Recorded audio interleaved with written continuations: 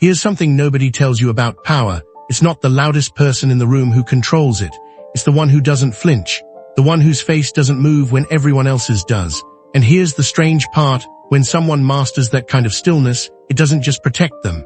It starts to unsettle everyone around them. Real calm can make certain people visibly uncomfortable. By the end of this, you'll understand exactly why and how to build it yourself. Most of us have the wrong idea about composure.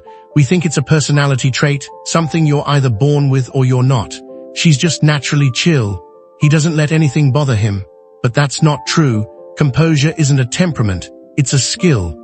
A trainable, physical, repeatable skill, and that means anyone can build it, including you. To understand it, you need to know there are two completely different ways people handle a stressful moment, and from the outside, they look identical. The first is called reframing. This is when you change how you interpret a situation before the emotion fully takes hold. Your boss sends a blunt one-line email. Instead of thinking, he's angry at me, your mind asks, what's actually going on here? Maybe he's rushing between meetings. Maybe it has nothing to do with you. You've shrunk the emotional wave before it even hits shore. The second approach is what most people mistake for calm, suppression.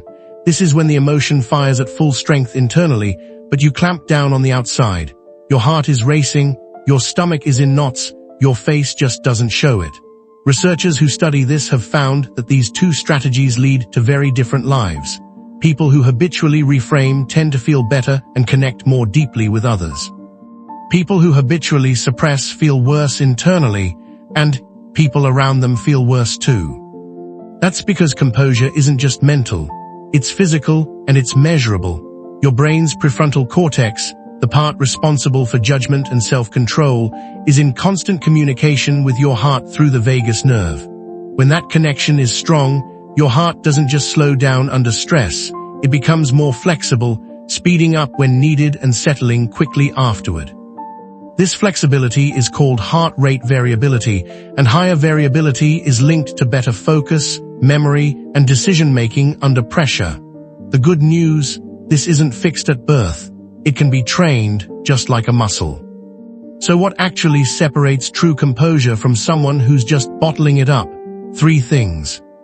First, real calm happens before the reaction, not after it.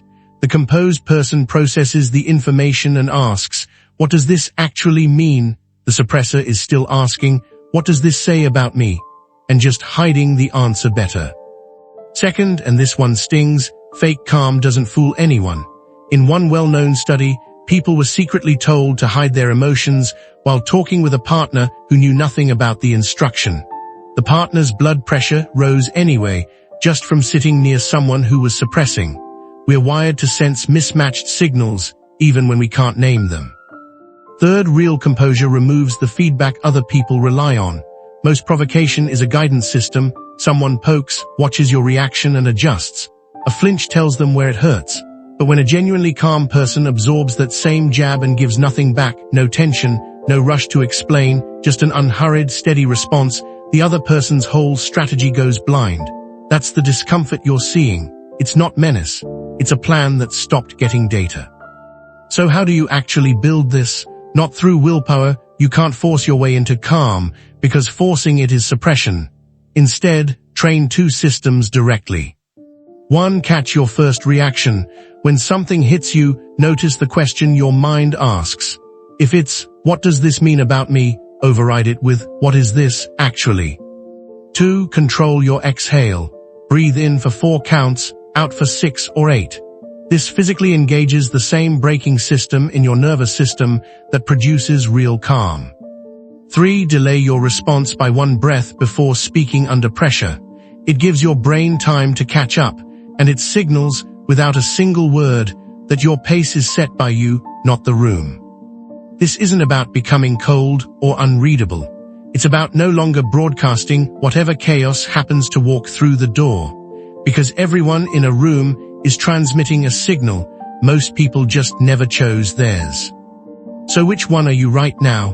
The person who reframes, the one still suppressing and hopping no one notices, or the one who's already felt what happens the moment you stop reacting?